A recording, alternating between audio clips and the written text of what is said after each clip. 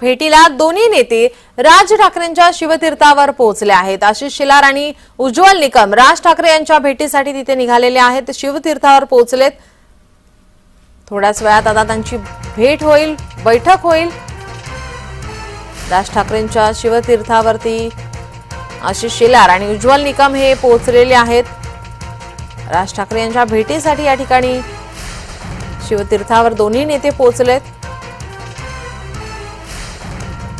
आपले प्रतिनिधी अनिल सावरे आपल्यासोबत फोन लाईन वरून जोडलेत। अनिल, काय अधिकची माहिती?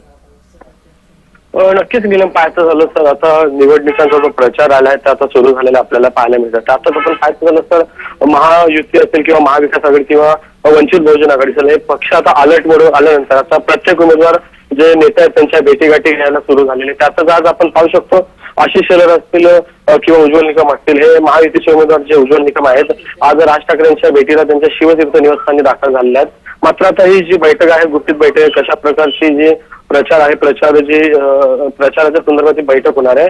मात्र राज ठाकरे यांनी जे भाजपाला जो पाठिंबा दिल्यानंतर आता बैठका सुरू झालेल्या आहेत। आता मनसे जे कार्यकर्ते आहेत, तर राज ठाकरे कशा प्रकारे जे कार्यकर्ते त्यांना संबोधित करतात की कशा प्रकारे प्रचार करायचा आहे, त्याच अनुषंगाने बैठका सुरू आहेत। नीलम, धन्यवाद अनिल, तुम्ही दिलेल्या सविस्तर माहितीसाठी।